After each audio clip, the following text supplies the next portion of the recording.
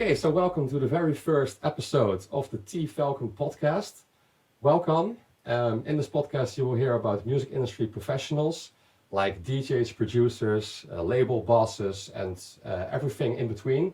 And we're not going to focus on one genre in particular, but just everything. Everybody has a story. We can learn something from everyone, I believe. So get ready to be amazed and surprised. So let's switch over to our very first guest. That's no one else than MINDRU, all the way from Venlo, the Netherlands. So MINDRU, welcome. Thank you. Good to be here. Nice. Yeah, for sure. So for everybody that doesn't know you, who is MINDRU? MINDRU is a producer slash DJ. I like to make all types of different genres. I'm not just on one genre in particular. I like to make as many as I can, from ambient to techno to house to hard techno, sometimes even drum and bass. That's something that's about to be revealed soon enough. We'll keep that on the down low for now. Interesting. Yeah, so what else can I tell you? I'm more of a producer than I am a DJ currently. But if I am asked to play at a festival, or if I'm asked to play at a party or something, I won't say no. All right. Obviously. But yeah, mostly I am a producer, and the DJ bit I actually used to do as a hobby, and then it turned out to want to play on this or this at this party. Right. So I decided to do that one time, and it felt good. So okay, I really want to do that more. Yeah, exactly. Yeah. So like you started it from a hobby point of view. Yeah. Like you rolled into it. Yeah, the DJ side. Yeah. Okay. Yeah. So how did that go? When was this? That's a good one. This one time I was at a friend's place, and he was playing his decks at that time. And all of a sudden he moved away from them, and he went to grab, I think it was a drink or something, or he just went away. So the turntables were free.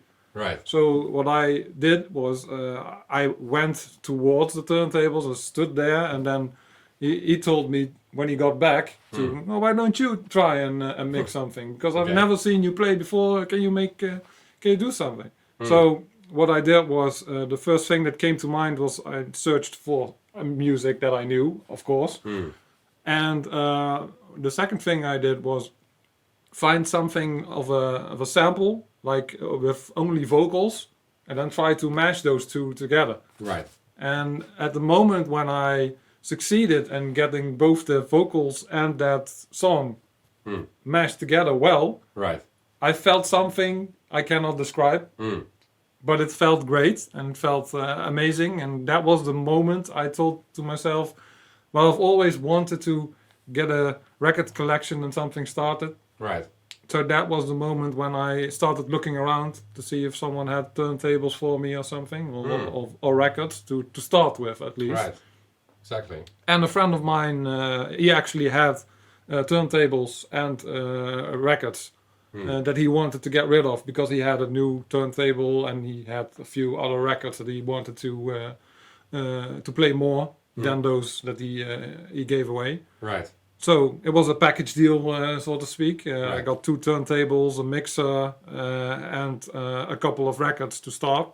And then I decided to make more out of that record collection. So I went to marketplaces and stuff like that. Started building up the record collection more and more. Cool. So that was the DJ side of it. Right. And then at a certain time, the whole COVID thing happened. So I decided I wanted to play on Twitch because that was the way to reach a lot of people during that time. Yes. And I decided to get a mixer that could actually play. It's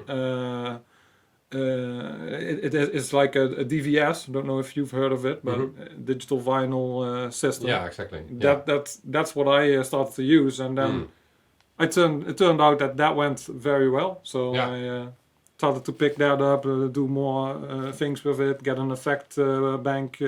It's called a Reloop Neon, I think it is. You can get effects done, and you can loop stuff. You can get patterns running, etc. So cool, yeah. Yeah. So that's the whole DJ side Right. of MINDRU. And music production wise, you were already a music producer back then when you started DJing. Yeah. So how long have you been producing for, and I think it where did that was start? 2008 is the first time that I started. I think at that time I was like at a room for like a student type of a dorm room, something. Yeah.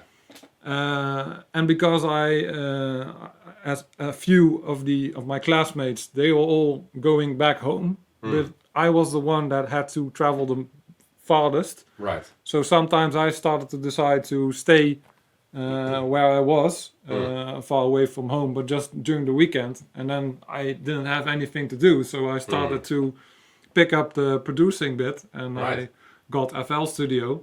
FL Studio. Okay. And then Nice. that's probably one of the questions already answered. Yeah, definitely.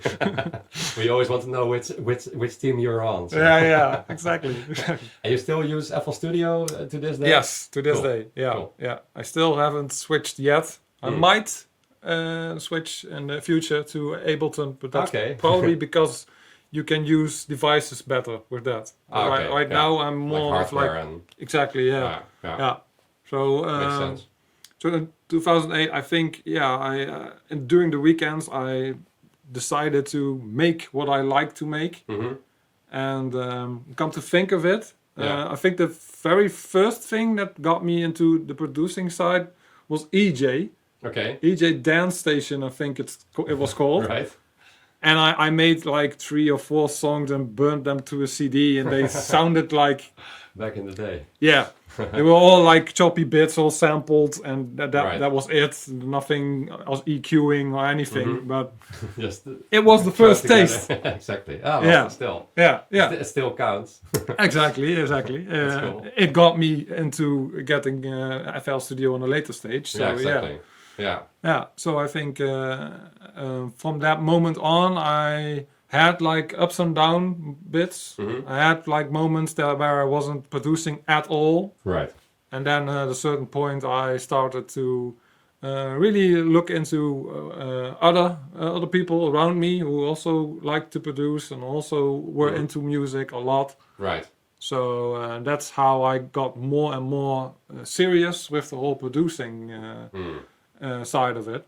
Yeah. And I think it was in 2013 or 14, I believe, that I met up with Rob Bunner, and I decided to collaborate with him on a project. Right. Which we finally, after I think a year and a half working on it, it got released. So that was the first release, was actually a collaborative release. Right.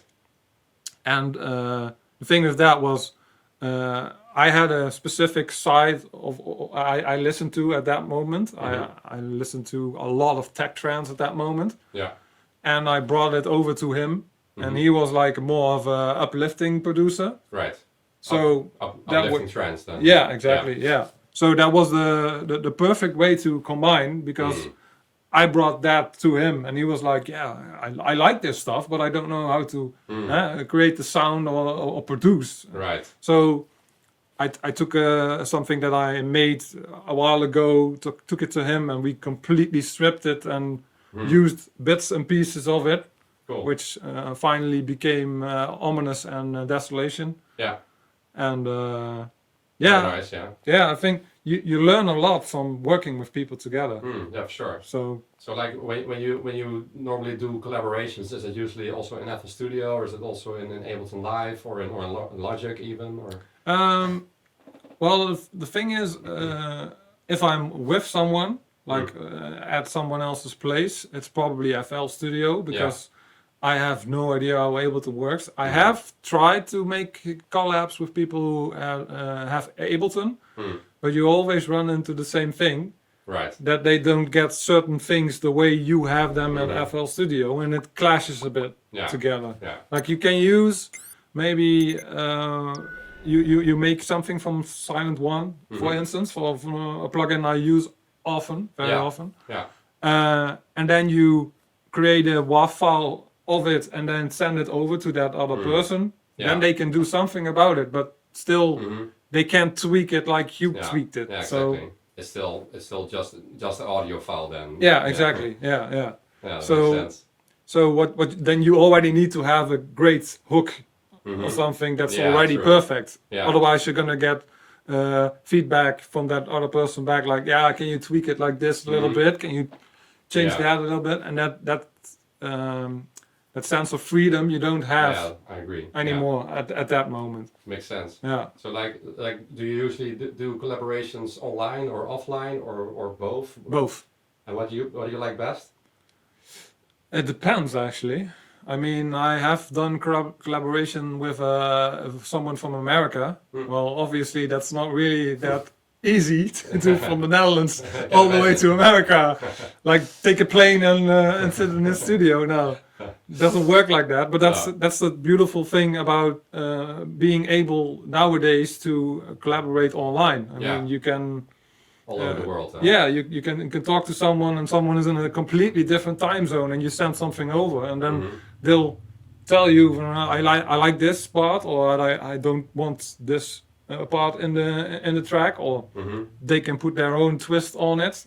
Yeah, true. I mean that's the big plus with online collaborations. Yeah, I sure. think. But the other thing is you don't and that's the plus side of the non-online collaborations, like the offline collaborations, if you will. I think that's that you can see the other person's face and the way they react when you do something. You get a little bit more satisfaction out of it. I think. Yeah. I feel. can imagine. Yeah. You can also kind of like bounce off each other's energy, maybe more than you can online. Huh? Yeah, and you immediately have that connection bit, like I'm hearing something, and you're in the same room, so you're hearing the same thing. Yeah, but if you're on a different type, on a completely different type of computer, completely different type of headphones, for instance, it sounds different to you. Yeah, and you also have the latency issue. Sometimes that can be a bit of a problem. But, sure. I think we've established that in the in the past. Big time. Also with like communicating and like working together on these online tools, and then especially through Zoom calls, that then sometimes your time runs out and then you have to switch over to another one, a team viewer, and that was quite a hassle. Yeah. So you are from Venlo, is that correct? Yeah, that's correct. Do you still live in Venlo? Yes, I do. And do you also want to stay in Venlo? What is the scene like, and do you like living there, or what is the I mean, it's situation? It's different in Venlo from other cities for sure. As a producer, you have quite a big trance, I think, community right now. Yeah. And that's probably mostly due to Isaac, aka Fisherman. Yeah. Like there's a Fisherman and Hawkins. They used to make music together. And they had like an event called Airwalk. Isaac still does. So he still creates a lot of trance I like actually, and I really regularly visit his parties. I mean, it's difficult to say if I like living there in the sense of the music aspect. Right. Because I keep getting people who tell me, oh, you should come over here and then you can play in this show or you can play in that show. And that's mostly all parties that are in in North Holland. Okay. And somewhere else. Yeah, and the tedious bit is that mostly those parties and those events are during the week or something, or on a moment that I cannot get from one way to the next. Right. Because it's like a 2.5 hour drive, I think, from Amsterdam to Venlo and back. Yeah, something like that. Yeah. So then I don't know. I would need to arrange a hotel or something. I don't want that per se. I mean, I already put a lot of money in what I make, and I don't make any money out of it. It's purely I like to make stuff, and I like to put it out there for people to be able to listen to it. Yeah. So the same thing is with playing. I'm not really the guy who's gonna say like I want this amount of money to play at that fest because for one I haven't played at that much parties events yet, so I don't feel like I am able to ask that amount yet. But at the same time, well, it takes some money to get there. Yeah, of course. Obviously, Yeah. I mean you have the fuel and you have arrangements you have to make. Yeah.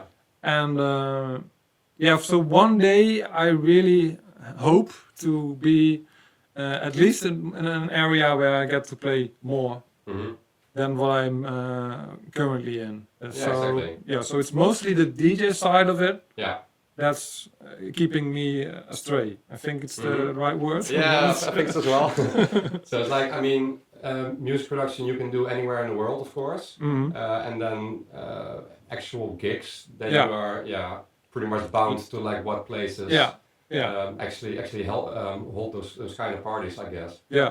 But then if you produce different genres, isn't it also the case that you can also be booked for like different kinds of events, or is that? Oh yeah, for sure.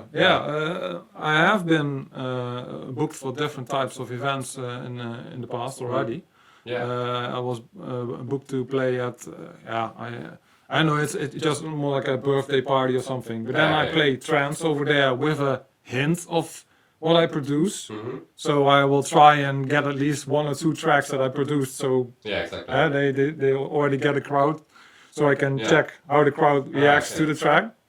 Live testing. Exactly. Yeah. So to think about, and there was also a techno set I did, but that was like for Traplab Radio, which you also attended at that moment. Yeah. And in Venlo as well, right? Exactly. So there is something, but it's different. It's and it's starting to grow a bit more. I think recently they announced a hard techno party for the first time in Venlo.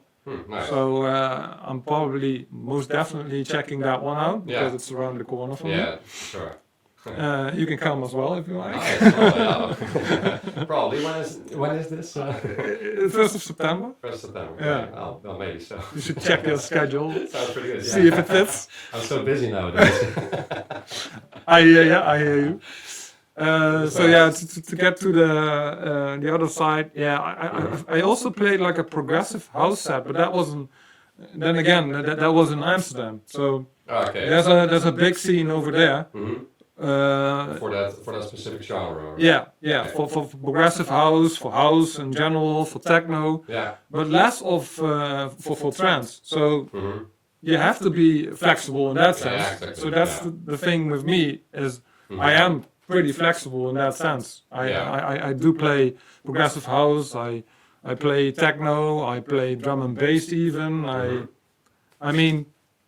I just play what I like. I do not play the music I don't like. So sure. No offense to the people liking happy hardcore, but I'm not really a fan of happy hardcore, so I probably won't play it. No, exactly. No. So you are staying true to do whatever you like and when you actually want to. Basically. And then when you get like, have you ever been in a situation where you got song requests that you totally didn't like when you played live? Yeah, I had like a book where the shirt is from. It's from a party called Tripadelic, which had Psytrance. Cool, we can show it. Yeah. Do you also sell those online? Not yet, but I plan to. Okay, so I am planning. Later on, we can drop a link. Underneath the video. Oh yeah, probably. Yeah. I think it'll be ready by then. Yeah. Okay, nice. It's in its early stages, but it's progressing. Okay, nice. Yeah. So like merchandise. You have a merchandise store already, or are you going? Yeah, it's going to go up on a sweatshirt type of store. Okay, so, cool. I already made some arrangements to get it running, but I still need to get some designs out and okay, cool. Get people to have choices at least exactly. to what they want. But to get back to the Tripadelic part, sure. It was like they had a Psytrance event purely, but also they had a site where they had like a relax area. Okay. And I was playing at the relax area, and I had a whole thing planned out like, oh, I'm going to play ambient type of music, Makes sense. which also caused me to make an album, the ambient breaks type album that I have out. Nice. Feel Purple. Get it now. Selfless, shameless self-promotion. Yeah. Which is okay. Don't mind if I do. No, definitely, definitely. No, but I mean, that was the best way to try out different things, and in that sense. So I tried to find the most psy-ambient that I could, Right. to also suit the needs of those people. I mean, yeah, you have psytrance, and psytrance that's highly energetic. It's like 140, 150 BPM at the moment I am playing. Yeah. So I already decided, okay, I'm gonna play like maybe 80 BPM until like 120 maybe tops, and not any faster than that. Yeah. So I had this whole thing mapped out, and I decided to just start anew. Like the DJ before me had a completely different type of set going. Yeah, like a progressive house type of setting, I think he did. Yeah. And I was like, yeah, well, I can do two things. I can completely change my set to what he was playing, or I can just do my own thing. And because I had like a whole intro that I made, that's the beauty of being a producer as well. You get to make your own stuff. Definitely. You can immediately get a type of vibe going the way you want to, because you're in control of that. Yeah, exactly. So I made an intro version of a song I did. I made all types of different edits, and especially for that event. And it was a ambient, mostly ambient set. Right. And I had someone in front of me scream at me like, I need bass music, because before they had bass music. But I'm like, yeah, I'm sorry, but I'm the DJ. I decide what's playing right now. Right. So, yeah, I didn't know how to react at first glance. Yeah. So I let her be, and then I decided to, when it really got annoying, was when she started to push buttons. You know, that's a pet peeve of every DJ. Every DJ Stay away. It doesn't matter where you're from. Exactly. Stay away from the freaking buttons. Exactly. It's my spaceship. Yeah, exactly. So that, I think that's the best example of having people tell me I want this played at an event where I decided what was going to be played, and she was the only one who was really complaining. That was the worst part of it. That was my next question. Like how was the rest responding to your set? Yeah, they were they were like, this is awesome. I never heard this type of music. It's spacey, it's twisted, it's unique. That's exactly the thing I wanted to. So mission accomplished. Exactly. I quickly forgot her. Yeah, exactly. So how did you solve the situation when she was pushing buttons? Well, at a certain point, I really got a bit annoyed, and then I just said no. I'm not gonna play what you want me to play. Yeah. I don't have that music with me. That was one thing. Yeah, okay. And the other thing was quite hard. the other thing was it wasn't the vibe for it. I mean, if you want that bass music, I mean, of course, I love having people watch me, having people listen to what I'm playing. But then I would set my what's the word for it? You would go somewhere else, or? Yeah, no. I would stray away from the path I had chosen. I had chosen to make for you. Yeah, exactly. To make that type of a set, and then if she would want that set, then I would have completely turned over what I wanted to play, and that's true. My principles. Yeah. I would have set aside my principles, and I hate doing that, so exactly. I'm not going to do that. you were the wrong guy for that. Yeah. You can just go like into any bar and you can request your songs, but it would be quite weird if you would do that with every DJ you come across, right? Yeah. at like Yeah. any party. That's Yeah. just really weird if you would if your ego would be that big that you would actually expect everybody to play your tunes. Yeah, yeah. I mean, That's I how mean, I feel I about don't it. go into one of their parties and tell that DJ to please play something I like. I mean, what am I doing there? We can all do that. Yeah, Ruin each other's parties. yeah. But what does that bring us? I mean, Makes no sense. no. The thing is, when you play music, that there's two things I want to play. That's one thing is I want to play music I like. Yeah. And the second is I want to play music probably most of the people in Yeah, that crowd exactly, haven't heard yet. Oh yeah, that as well. Yeah. I want to make it a unique experience for them. So No, exactly. yeah. So I want to get some unique type of remix. I make my own remixes and then play those and make sure they fit in the set. Yeah. Or I can just get something.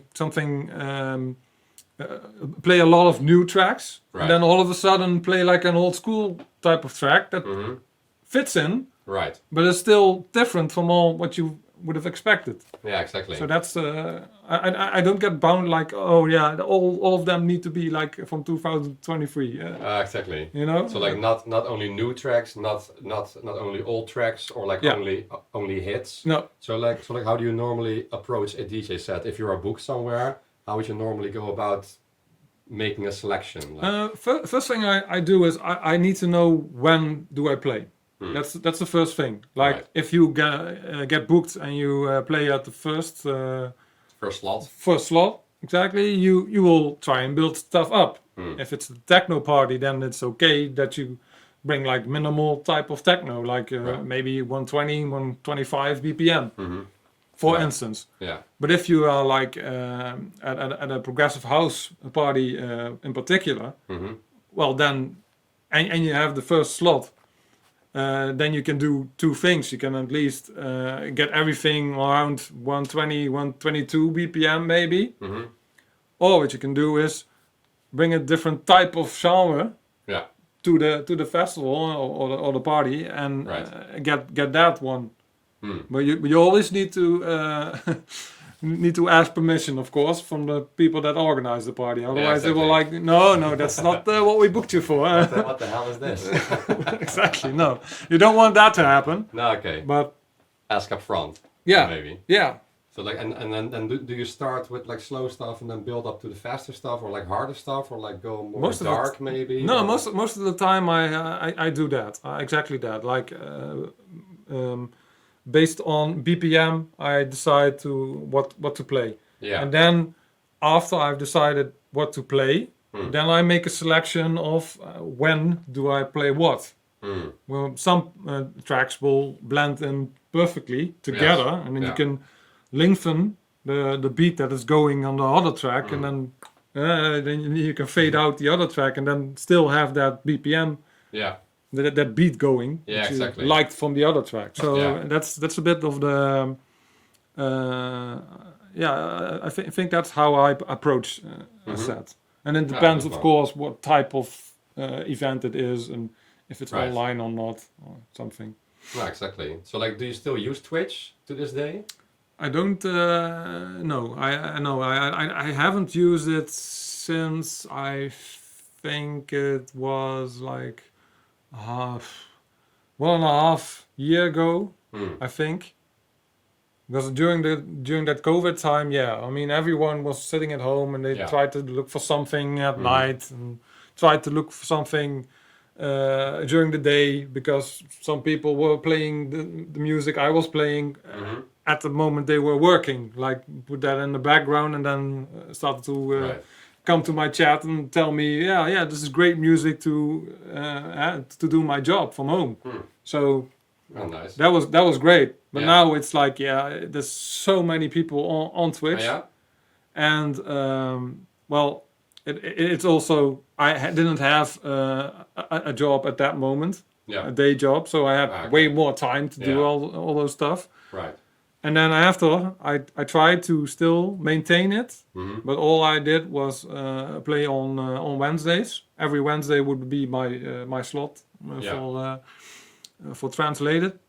And Well, I just noticed less and less people coming at a certain point, and then they all told me afterwards, yeah, I liked to listen to what you were playing, but I couldn't be there at that moment, and I had so much energy put into making and preparing Right. that at a certain point I was like, yeah, well, is it worth it? Yeah, exactly. So what I do now is I record something, or I record a set, and then I upload it to SoundCloud, and then people can listen to it there whenever they want to. Yeah. And I don't have the hassle of the video. Yeah, I can imagine. That you have to make compromises in that sense. But yeah, true. I think it's all right. Yeah. Yeah, definitely. I mean, it's all part of like being an artist, I guess, and being flexible. That like, for every phase you need to.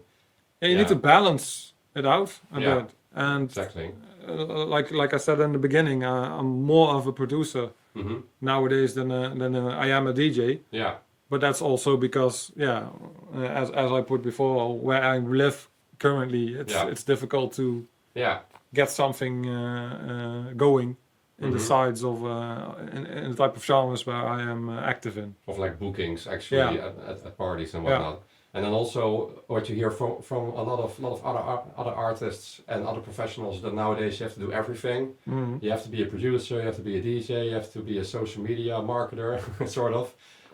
You have to have connections, you have to network, you have to do everything yourself, it seems, or you have to have a lot of money. You either have the time or the money, I always say. How do you view that? Is that true? Do you really have to be all over the place to get noticed, or? I mean, and like, has that changed from like when you started? I think it depends on what you want. If you, as a DJ or as a producer, want to be known for what you produce or what you play, then focus on those things. And if you want to get a big crowd for what you make or what you create or what you play, then you will probably need social media a lot more, and you will also need to get advertisements going, and then you will need to do the promotional side of something. You have to be very present. Like you have to keep engaged with everyone all the time. Yeah, exactly. And the way I am approaching things is I don't think in those terms yet. I mean, if you have something, if you may want to make an advertisement, it has to be something that you can actually accomplish in the sense of, well, I don't have the ability to play there and play there and play there. So naturally, I'm not promoting that.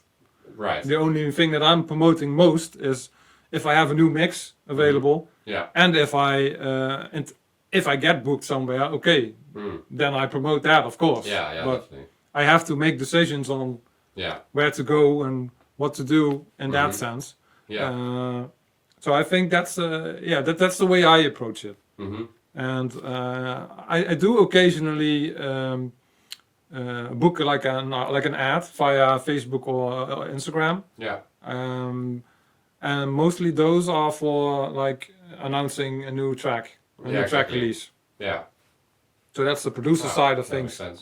So like, and do you also see a lot of engagement from that? Do you really see a big difference between running ads and like doing it organically? I do actually. But the thing is with the ads is they also take quite a lot of time. I don't think people realize that they can also take time. It's not like you put an ad out and that's it. No, you have to get a certain sense of who actually listens to your music and then direct the ad towards them.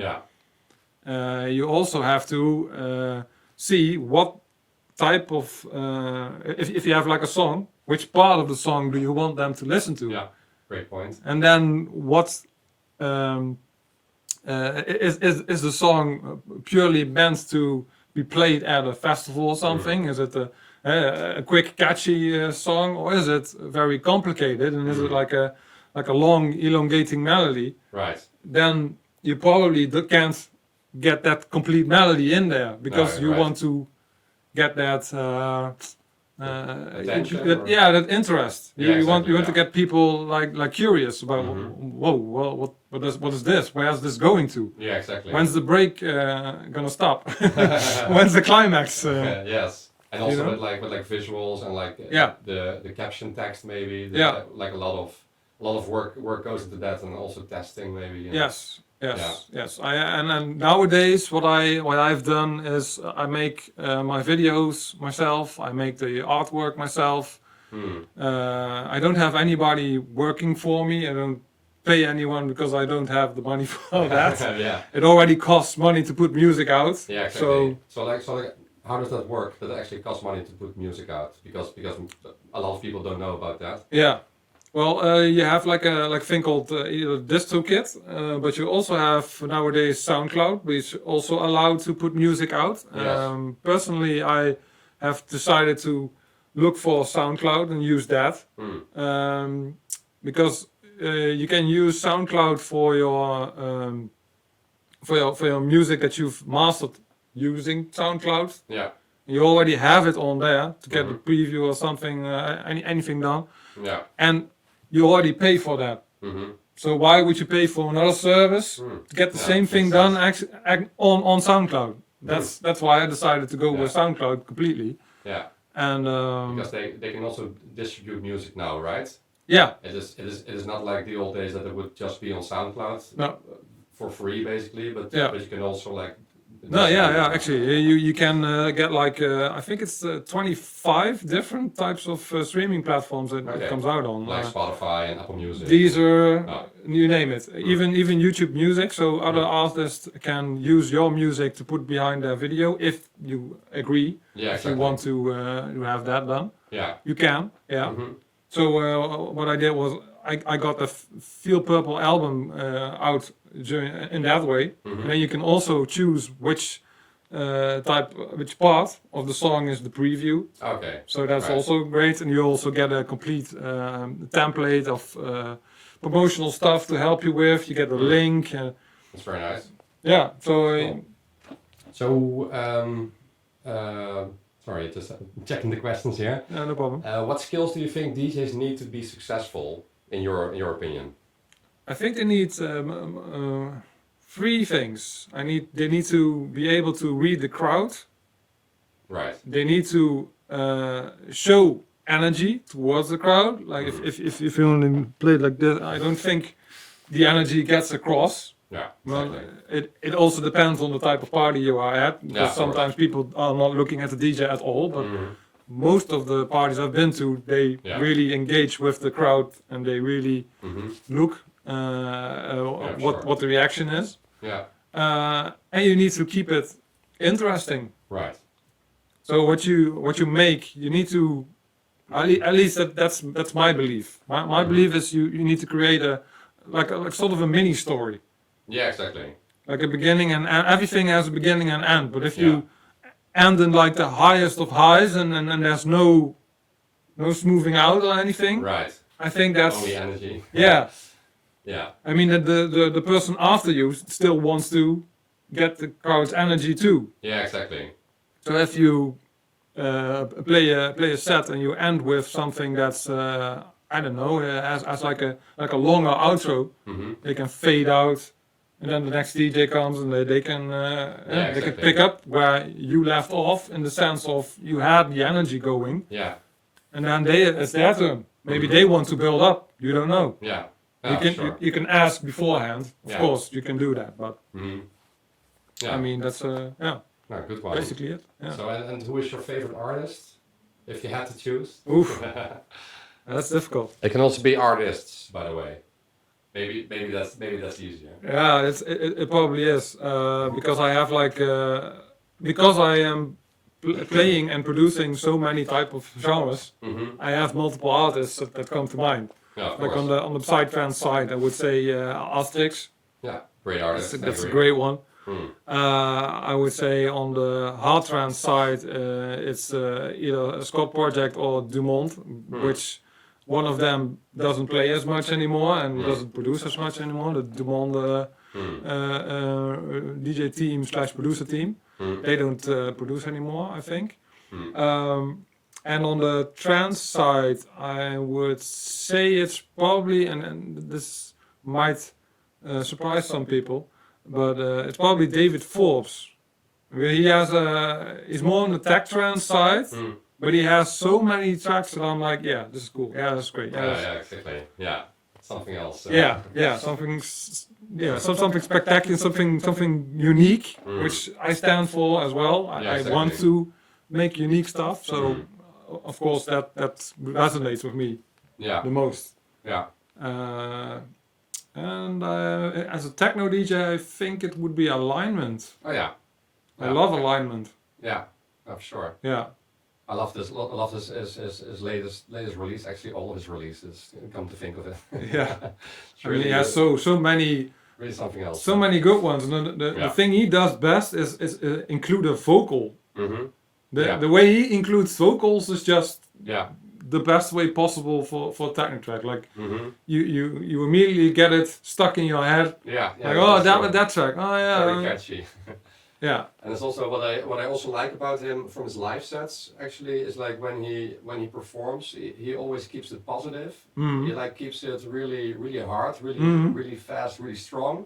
But he always keeps it positive. You know, he almost never goes to like the dark side. I guess. And I can really appreciate it because it is really easy if you go faster and like harder. Then you also get a lot more negative, a lot more dark, I guess. But he always stays away from that, and I think that's like a special skill, I guess, in techno. Yeah, it is. I mean, he does get to the mysterious side, which is probably in between the light and dark, if you want to put it that way. Yeah. That's the same thing I try to do. I try to get mystery. I don't try to get like everything destroyed, everything is terrible type of sound. Depression. All over. No, I'm not really that type of producer. Let's put it that way. I mean, exactly. I do have a side of me that listens to very dark, maybe very emotional music, but that's not always what you want to produce. Yeah. I mean, I have one song which probably is the most emotional song I've made. And if I think about it, then that's the most the song I've had the most to work on. Like it's really difficult to get that type of emotion into a track. Yeah, exactly. But to get it actually finished and like send out, I can imagine. Yeah. Foreshadowing. Makes sense, yeah. Huh? Foreshadowing is a song called. Okay. Okay. It's I think it's almost 10 minutes long, so that exactly. already. That's the one. Yeah, I was already thinking, is it that one? But it was. Yeah. Really cool. Yeah. Maybe we can preview a clip underneath. By all means. If it's not copyrighted, then we can you can get taken down. By you big can label. no. Yeah, a big label. like myself. Sony Music coming after us. Not sponsored. Yeah. So, what track changed everything for you? That's a really difficult one because I think it's multiple tracks that actually did it for me. There was like two moments in my life where the electronic music side took over. Right. Because what I used to listen to is, I think what every kid goes through is they listen to what their parents listen to. Yeah. So basically you get brought up and then you listen to, I think it was REM and it was Mark Knopfler and it was all those type of music. And Deep Purple, Pink Floyd also. But what interested me was my parents also had two CD collections which included they were like synthesizers. There was like a compilation including also Jean-Michel Jarre of Jarre. I'm not really sure how to pronounce his name, but neither. And it also had the Axel F song. Yeah. And it also Crazy had Frog? yeah. Nowadays known as the Crazy Frog song, but back then it was known like the Beverly Hills Cop theme song. Right. But Vangelis was also on there, and that was like it was a combination of both orchestrated and synthesizers. At least that's what appealed to me. Right. I liked the classical type of sound that came from it, and the electronic type of sound. So there was already a combination that I didn't know. I was unfamiliar with. Yeah. And Something new. yeah, and I think after that, there was a point when I started to listen to a lot of hard rock when I was like 13 or 14 years old. Mm-hmm. And then at a certain point, I think it was like maybe a Bonsai track. I'm not sure if it came out in Bonsai, but I think it did. LSG, Netherworld, Okay. which had a very this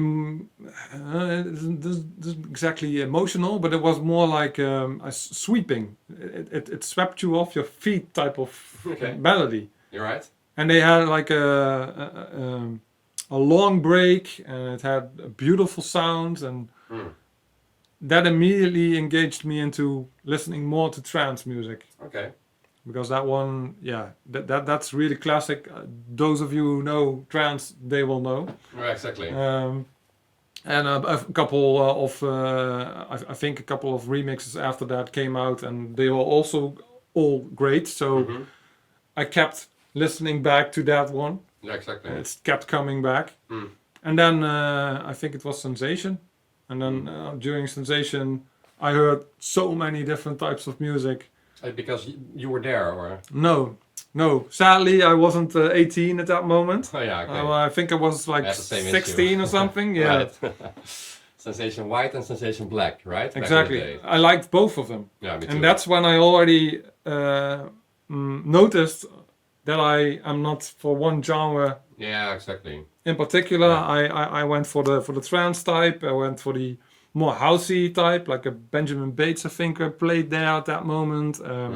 I think on the Sensation Black side, it was Dana, and it was like Luna, and it was Pavo, and I think Joji B on Mahanika, which had like a tech trancey, groovy type of sound that was awesome to me. Yeah. Those were sounds I never heard before. So yeah, exactly.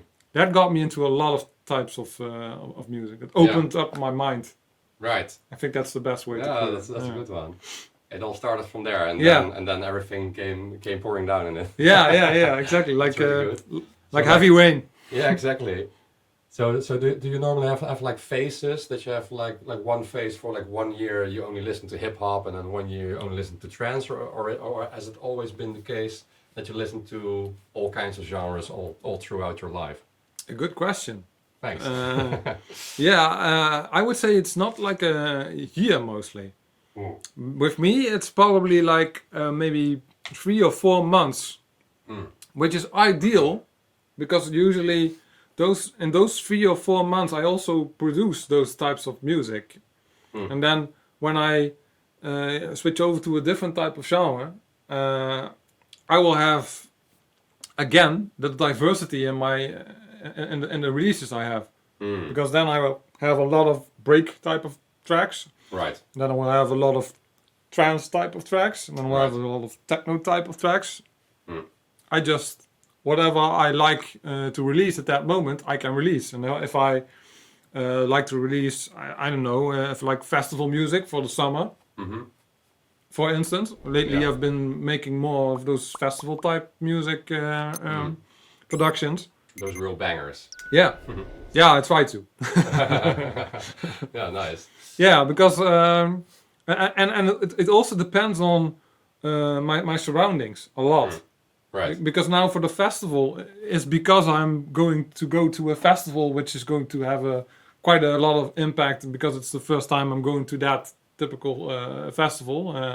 And of course I've heard a lot of types of songs from other DJs and producers, and then I try to bring my own spin to it. Right. That's usually how I go about producing a song. Or I watch a TV show, and then I see a certain phrase spoken, and I'm like, yeah, that's good to put in a song. It's a good one. Yeah. So like, do you usually get to work immediately, or do you record it, or do you write it down, or you know, when a spark of like inspiration comes, How do you act on that? It differentiates. It can be any of those. I've in the past used my notebook on my phone to write down a few things, ideas I got from watching a TV show or something. Yeah. Lately, I've been noting down a typical like timestamps of certain TV shows or programs where I want to get music or get vocal stuff from, Right. or phrases, because sometimes I just use an AI generator, or I speak into the mic and record my own voice and then change the voice to fit with the song. So it really depends. It also depends on what type of music you make, of course, because some vocals or some phrases they don't fit every genre. Yeah, true. So yeah. A good one. So like you also mentioned AI. What is your view on AI for the future, and then especially when it comes to like the music industry? Do you say we should embrace it, or should we say that or do you say that we should be scared, or that we should not use it? Do you have any views on that? I think we should use it moderately. Okay. Like we can use it to make phrases, but we should not. We should not use it and make money out of it, at least. Like making a complete song. Okay, like that. Yeah. I don't believe that's the way to go. That may be controversial, and some people may agree or disagree. That's fine. I mean that's my point of view. My point of view is probably if you make a song completely with AI, you'll probably use someone else's voice to make that song, like as a standing ground. Yeah. As a starting point. Yeah, exactly. Yeah. Like the basis of a song. Yeah. It will be some famous voice. singer, some famous artist, and you don't want to. At least I wouldn't want to use them completely. I always try to get my own twist on it. Yeah. I always manipulate the voice a bit. I always get it like pitched down or pitched up or something like that. Yeah. Just to make it more unique. Right. Yeah, makes sense. Yeah. Oh, cool. Just a quick glance at the questions and at the time. You also remixed my track Assembly Line, of course. It was a big hit. Yeah, Short it answer. still is. Yeah. It still is. Yeah, I love it. It's still going very well. Yeah. So what most people wanted to know, like, how did you approach this remix? Like how did you get inspired to make it this way? Yeah, that's a very funny story, because what most people probably do not know is that you sent me samples, like a pack. Yeah. But you also sent me samples of another project we were both working on, which was a completely different genre. But I included those samples as well to make the track have way more groove. Right. So this track actually contains a lot of drum and bass type of loops. Yeah. But they are completely stripped down. They are completely manipulated. Some pieces are put off. Some are glitched. And some are completely only got like the high type of the EQ and low cut totally. And some of the vocals, I don't know if some people recognized some of the vocal stuff, but it was from a Star Wars episode. Awesome. There was a scene where Bill Burr is also in one of those Mandalorian TV show. That's where it's from. Yeah. He was also in that show, and there's a moment where he's walking on a planet, like a prison planet, I think it is, and then a robot is calling out a certain number of prisoner. Right.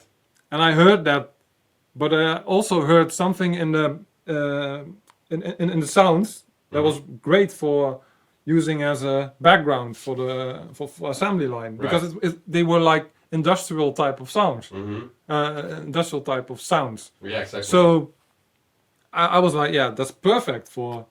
But you heard like, I think you heard like metal hammering, like clanging, right? Which Perfect. were perfect for a track like Assembly Line. I mean, the title itself is already industrial, like. Yeah, exactly. and then I wanted to make a more more mysterious, more a little bit more darker than what you had, because of course I want to make my own version of it. Yeah, exactly. You don't want to make exactly the same thing and just change a few bits. Yeah, exactly. Yeah. But what I heard was I used sounds that were different to what you used, yet still the vibe was the same. Yeah, true. And that's what I love. Driving, Yeah. very industrial-like, I guess. Yeah, Yeah. It was really something else, Yeah. and just really very, very original sound. That's Yeah, yeah, and I just then all I did was actually at the end strip down a few sounds which were clashing, and put on like an acid type of pattern, right. and then kept changing that pattern just a little bit. So that's how Assembly Line MINDRU remix came about. Great story. Yeah. So, if money and time did not matter and everything was possible, what would your life look like? So there is all the money in the world, all the time in the world. What would you do? You've probably seen what a Junkie XL, what type of studio he has. I would love to have a studio Looks like right. that. Yeah. I mean, that's insane. He has so many keyboards to choose from. He has so many synthesizers there. He has drum computers, I think. He has modulators. And the whole shebang. yeah, well, if there's one thing to get unique sounds, it's those types of things. Because you can't get a more unique sound than from out of hardware. Everyone can use preset and manipulate a preset a bit, and that's what I usually do right now. Yeah. But the plan is to someday really make music from devices and from modulators, from synthesizers. That's nice. Yeah. Yeah, big time. Yeah. So that's probably the thing that would cost the most money For sure. to get that arranged For sure. and get the studio and Also costs money. yeah, yeah. That's probably because that's my dream still. Have a studio of my own and get the sound perfect. Get Yeah, exactly. yeah. So like what would you do on a daily basis if you had all the money in the world and all the time? Oh, Would you become like a full-time music producer or? I would probably do a part-time music producer, part-time DJ. 50-50? 50, no, probably Or not like 50-50. 60-40? More like 70-30 maybe. Okay. Yeah. Okay. So more like weekends for the DJ, and then Exactly. during the day, yeah, I'd love to make like music and sounds for TV shows or Oh something. yeah. I would love to do that. Like sync licensing and Yeah. and such. Yeah, I mean like the ambient album. Cinematic and It has a lot of cinematic type of songs on it. yeah. Because I got inspired from a lot of TV shows that had these types of sounds and these types of melodies. Yeah. So basically that would be probably 70-30. Yeah. Nice. Yeah. And like, where would you live if you had all the money in the world? Would it still be Venlo? No, probably not. Ibiza or maybe an island. United States. Or, I mean that's the thing, right? Nowadays you can, if you have the room for it, you can make and produce music from anywhere you want. true. And then send it over to the production company or anything, and then they get it approved or not. It doesn't make a difference that you're near them or not, because you send it to them anyway and they approve it or not. Yeah, so it's exactly. not like you sit in the same room with them and then No, not anymore. Eh? no. That's true. Even with vocalists, it's the same thing. You can have stems stand up by someone and then use those and then ask them for, well, maybe you can change this a bit, or maybe you can layer it in that key or something. Yeah, exactly. You know? Yeah. But there's not like one place in the world where you would love to live, or No. okay. No. It's No, no, there is a place that comes to mind, like the north of Holland right now, because a lot of opportunities for me lie there, but not currently. And, exactly. And if I had money, maybe I could get something there. But if you really have money, would you go to? No. I think you'd also choose like an exotic island or something that really feeds you. Like the thing in the Netherlands is, as you know, it's either sunny or not. Or not, yeah. That's not really much of in Usually between. not. And usually not. And then when it is, it's like extremely hot. Exactly. Like yeah. it is right now. It's extremely My hot. God. We cannot even open a freaking window. We cannot turn on any ventilators or like air conditionings because otherwise the sound will be ruined. So if you see us sweating, that is correct. We are. Well, It's freaking hot. the best way to describe it is this drink started as a cool drink. It's not so cool anymore. Now it's hot. Like us. No, but so next question. We are running a little bit out of time, so I'm going a bit faster if that's cool. Oh, Because I still want to ask you these questions, and we can always later cut them up, and then you can still answer them. We can make it like a lightning round, go like really fast through them. So not super short answers, but like a little bit short. Sorry about that. No problem. Okay, so what is your view on social media? Are you a fan? Do you hate it? What's your opinion? At certain moments, it's like necessary evil. Well, Yeah. I like that. I mean, like that. it's not always, but it can be so toxic. It can be so. How do you put it? Like an avalanche of only the people that actually pay, they get noticed. True. And then people that are less known or something, they don't get ahead. left out. Yeah, they get left out easily. Right. But at the same time, I really have to use it in the sense of, well, telling people I have music coming out. Yeah, of course.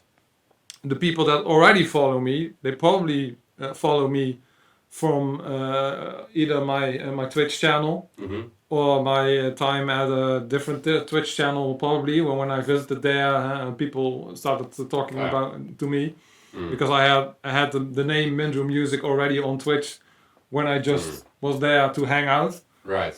And I think it's also a couple of people from the ads. They probably have sticked around. Like I think I have 300 or 400 followers or something on Instagram, and I think also on Facebook about the same. Yeah. So it's not really differentiating from those two. But I use Instagram more, and I have my personal account on Facebook that I use for my music and artistic things to get it across to my friends as well as people who follow me for the music side. Right. Yeah. So do you also consume social media, or do you only produce content? Consume only sometimes. Not a lot. I mean, I am there to support friends of mine. Yeah. If they have a new release or something and I really like it, I will promote it and I will share it and it's a great way to still get engaged and still get a feeling of what's popular and what's not. Yeah, of course. Yeah, to stay updated. A bit, yeah. And sometimes you hear like a track and you're like, oh, this is pretty underground, still played by a big DJ. Yeah. But you want to know what it's called, and it's probably in the comment section somewhere, track ID, and then then you have a new song to play in one of your sets. Yeah. I mean, that's how it works. Right. Let's be honest. Yeah. And it's also good for your network, I guess. Yeah. But of it can course. also be like a pitfall for like spending way too much time. yeah. But I don't. To be honest, I don't have that problem as much. I have heard people who really have struggles with that. No, I am really easy with putting my phone down and putting it on the corner or something. Nice. If I have a feeling that it's too much, and that you notice that in your hands at a certain point, then you get like a red red mark from holding the phone too long. Or like then it's time to go. Or like switching fingers. Yeah. Or yeah. Complaints. Okay, so clubs or festivals? Oh. Out of nowhere. Yeah, but that's, is that like in the sense of playing there, or is Both. that attending? Okay. Yeah, both. So do you like club shows better or festival shows, both as a DJ and as a visitor? I think I would like to play a festival at least once in my life. Yeah, it's like open air then. Yeah, and then I get the sense of what it is like, because I have no idea now what it's like to play at a festival of a magnitude like let's say Awakenings or course. Cubase or I saw that one coming. it used to be Cubase. Right. I mean, yeah, sure. I would like to experience that at one point, at a certain point. But I'd say clubs, you get a sense more of what type of crowd that you have there. Yeah. You get more of a one-on-one with the crowd. It's more intimate. Yeah. Yeah. It's a good one. Yeah, and I think in those clubs, usually people want to be there as well. Like when on a festival, you have so many people. Yeah. That probably a couple of people over there are totally not looking at what the DJ is playing or listening to what the DJ is playing, but they're just there because their friends are also there. Right. I mean, yeah, that's true. That's all fair. It's all fine. But when you really want that engagement with the crowd, I think a club would be best. I think. Yeah. Oh, good answer. Yeah. Thank you. I think I know the answer to this one, but I still want to ask it. Ableton Live, Logic, or FL Studio? Yeah, right now it's FL Studio. Right. Yeah. And in the future probably Ableton Live, right? It might. I heard you say. Yeah, it might be. Yeah, if I get more devices that I can hook up and I have that studio type of setting. Because right now I just produce on my living room and it's not ideal, but it works. So. All right. So you have this producer desk at your living room, or? No, I have like I literally have a screen in front of another screen. Okay. And that screen in front of me is just to get the FL Studio closer to me. Okay. And then I have like a keyboard. What do you call it? Like a standard. Like a table, or? Yeah, some standard. Yeah. It's like some. What do you mean, like a standard or a table? I don't know. Now I'm also lost. Yeah, it's where my keyboard rests on. Okay. So it's like above my knees, and then I can play any melody I want to, record it, like and then keyboard. Yeah, and then change it with afterwards. Right. That's usually how I create a melody. I play something on the piano. Oh, that sounds good, and then I manipulate it in a way that it's playable. Yeah, exactly. It fits in the track. Wow, then you will probably have like light speed when you finally do get producer desk. Oh yeah. You go like I hope so. Yeah. Yeah, I can imagine. Yeah, because I only recently, not many people know this, but I only recently got a sound card. I didn't have an external sound card for an entirety of time. I think since 2008, never had one. Really? Yeah. So you always use the internal one? Yeah. And that was enough? Well, it was decent. Yeah, because it's probably I noticed, of course, I noticed the quality difference right now. Yeah, and it's also way faster for your PC or laptop, right? When you have it externally. Yeah. And you have way more options to do anything. I mean, you can. That's the thing, right? That's the best thing about a sound card. It completely takes away the processing that goes inside your computer. Right. It takes it all and goes into the sound card. So your sound card can get way more presets or plugins running at the same time and still work. Yeah. Great, because my PC is fast. I mean, I have a great processor for producing. Nice. But the problem was the sound card. The sound card at a certain point would start clipping and. That sucks. Yeah. It just couldn't keep up with the rest. Yeah, it couldn't keep up with me. You were too fast, man. It made me limited. Exactly. Yeah. And you don't want to be limited. No, if there's one thing you don't want to in music, it's being limited. Exactly. So what is your favorite music genre? Which is of course a very tough question. Yeah, it's a really tough question. But then, what are you listening to right now? What is currently your favorite music genre? Like, what do you listen to most at the time? I think what I listen to most right now is progressive house. Progressive house. Yeah. Like Tin Liquor and such? Yeah. Okay. Yeah, and Adriatique. Oh, awesome. Yeah. Love them. Yeah. I think what that Us is also one. And Art Bat maybe. Yeah. Also cool. Him too. Yeah. And I think even Above and Beyond, they also have some tracks that are also on the progressive side. Definitely. Yeah, I think those. I think that genre the most. I still listen to other genres, but I also produce in that side right now. So it's still like the 3 or 4 month period where I was talking about earlier. Yes, exactly. That's now right now is at progressive house stage and breaks. Oh yeah, But nice. it fits well because a lot of progressive house producers are also moving towards the break section. I mean, that's like a Garden State. Garden State had a track with GVN. Take Me There, I think it's called. I'm not really sure, but I think it's called Take Me There. Yeah. That was really a great song that had the best of both worlds. It had the progressive melody and pad line, and then it had the breaks type of beat. Right. And that magical combination. Yeah, interesting. Yeah. Nice. Yeah. So I had this whole question about you using a mask on stage. We found out right before the interview that we actually couldn't get the mask to work because we didn't have any devices left. Yeah, I can. Which is a phone, right? What I can do is I Yes. can shut it. I can get it on. Because you actually use this when you perform live on stage, right? Well, that looks really awesome. You can maybe show the cameras. That's very Like nice. I can. What I can do with it is I can put text scrolling in. Right. I can get it to sync up with the microphone of my phone. And then what it does is it shows an equalizer and then it moves to That's the really cool. equalizing sound. Awesome. It's what I used in at the techno party refinery. Nice. Yeah, which so conveniently hangs behind us.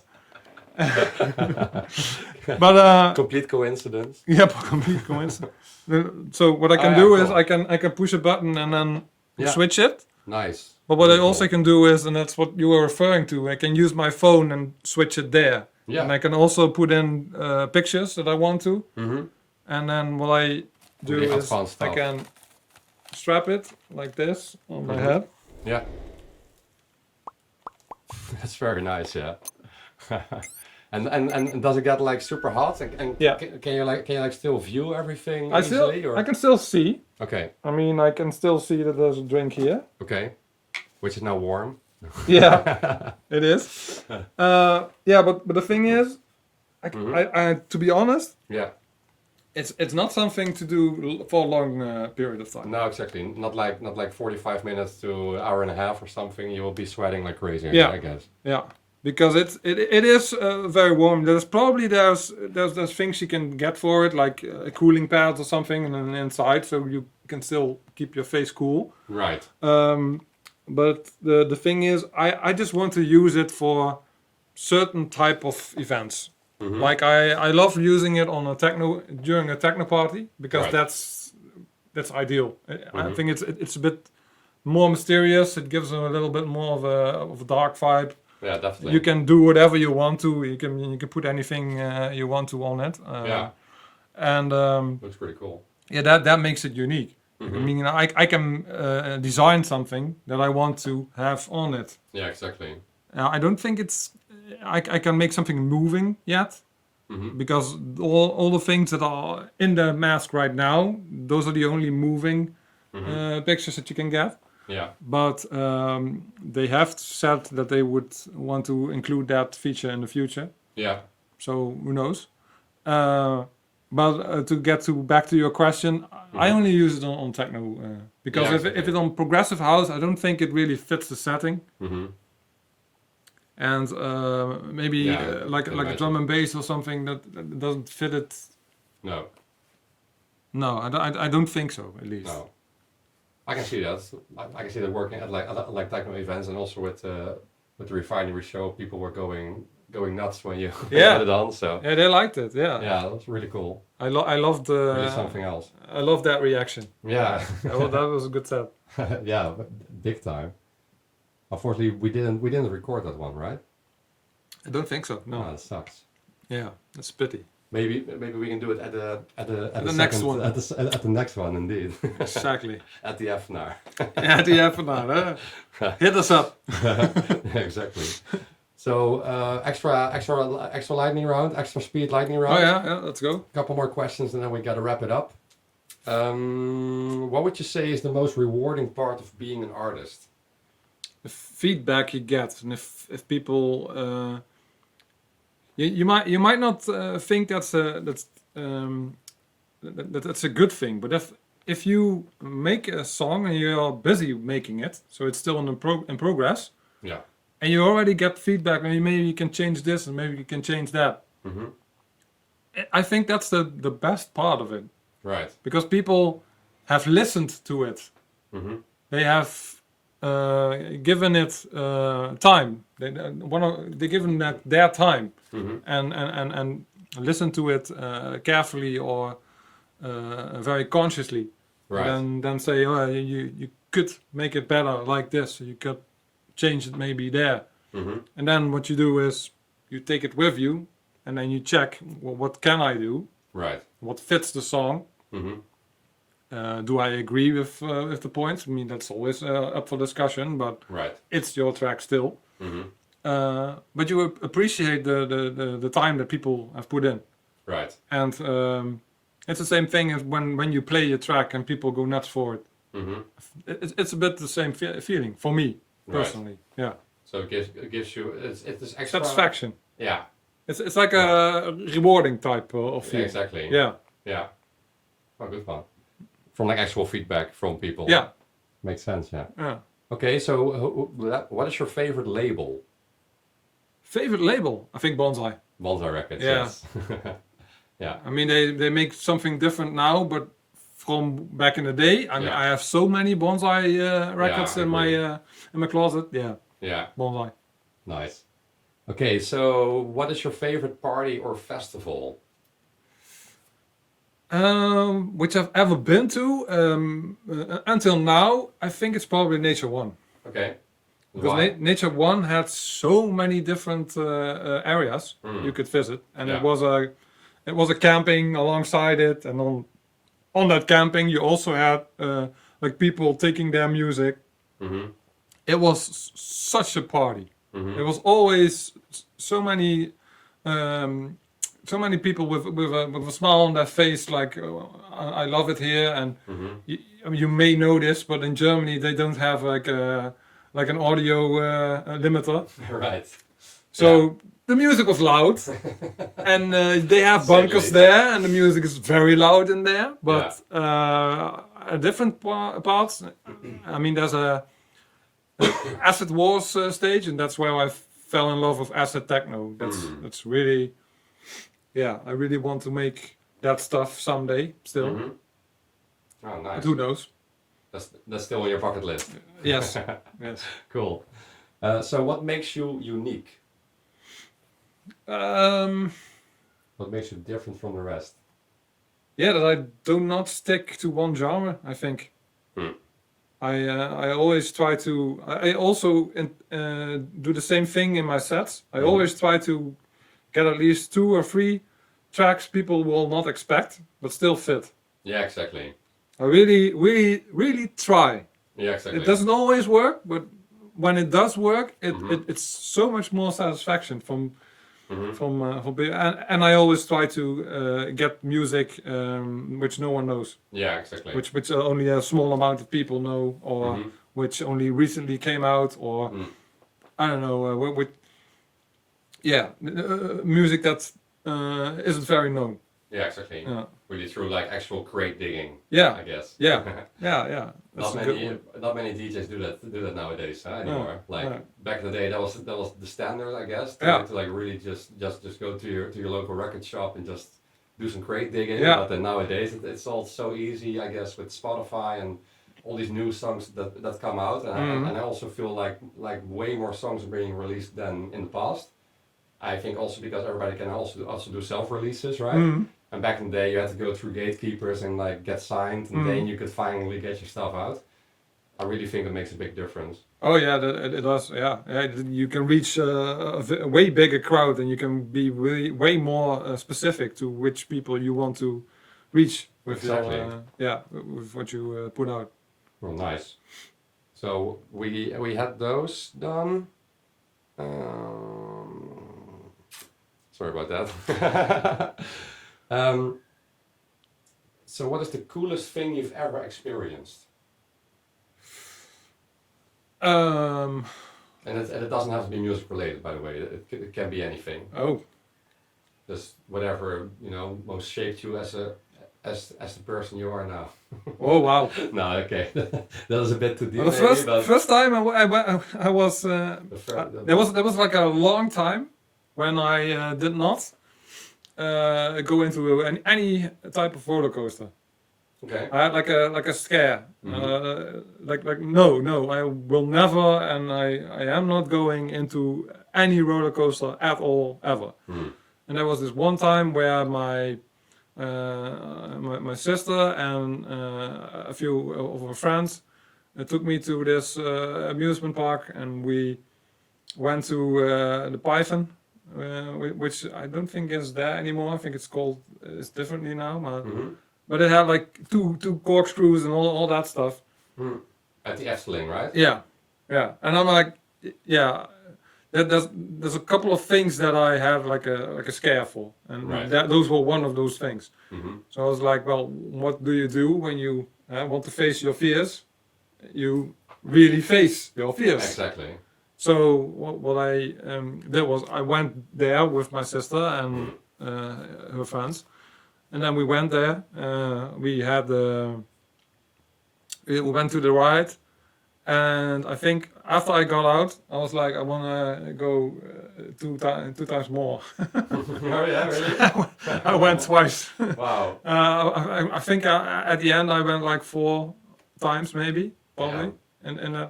So what that told me was there's so many things I was scared of.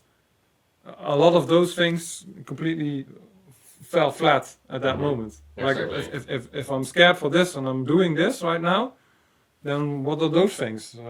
Do I have to be scared for those things? Yeah. It put everything into perspective. Exactly. Yeah. In that sense. Yeah. That's a really good one. Yeah. So and when was this? I think it was when I was like 18, 19 maybe. Okay. Oh, cool. So it's really a long time ago. Yeah. Oh, nice. Okay, so where can people find and connect with you? I have a link tree. Okay. Link tr.ee/MINDRU music. Okay. So you can find me. This is now on screen. That's the best way to show it. I'll take care of that. That'll be here. In the comments. Exactly. And in the description. Yeah. Okay, so everything is like on there? Everything is on there. I'm on SoundCloud. I am on YouTube. I'm on Facebook and on Instagram. You can find all those links over there. I also am on, I think it's Vibe Wire, I think it's called. What's that? That's like specific for music producers, like a social media platform. Okay. But it keeps track of who listens to your music. And from where and which platforms are the most engaging. Exactly. Also important. Yeah, I think it's actually I think UMAC started it. Oh really? Yeah. I should check it out. Yeah. I'll send you a link. Nice. Then you can put it in the video comments maybe later on. Okay, so final question. What impact do you want to have on the world? Ooh. That's a pretty big question. What I want is to make unique stuff. Okay. Make something unique. Make something no one ever heard, or where someone's like, yeah, that's MINDRU. That's MINDRU sound. Yeah, exactly. Like recognizable. Already from the first few seconds, maybe that they knew. Yeah. That they know that is a MINDRU sound. Yeah. Like this is. Like I have heard that comment recently from someone I am planning to collaborate with. Okay. She's not very known yet, but trust me, she will be. Okay. She is very talented. Mm. The songs she has played for me or sent to me to give feedback on. I mean, some of those songs were released already. Okay. And she was still shaping them, so I was like, my mind is blown, you know, Wow. that type. Yeah. So I'd really love to make a track with her, and she told me recently that I really am getting to hear your sound shaping. And, Oh, really? I mean, you have so many different channels, and you send me so many different channels as to give feedback on. Yeah. But I can still hear it's you. That's So- really cool. So that's the first one. Oh, Now, if great compliment. the more people tell me that, the merrier. Yeah, exactly. Then I have like mission accomplished. Yeah, then you have your own signature sound, I guess. Yes. Yes. Really cool. Yeah. Oh, cool. Yeah. Oh, thank you very much. Yeah. For this Thank you. interview. Thank you for inviting me. You got it. And like this is already history now because this is the actual first episode ever. Hopefully many more will follow, but you will always be number one. That's a good note to end it with. Yeah, I like that. I like that one. You should remember that one. Exactly. So we want to thank you guys for watching.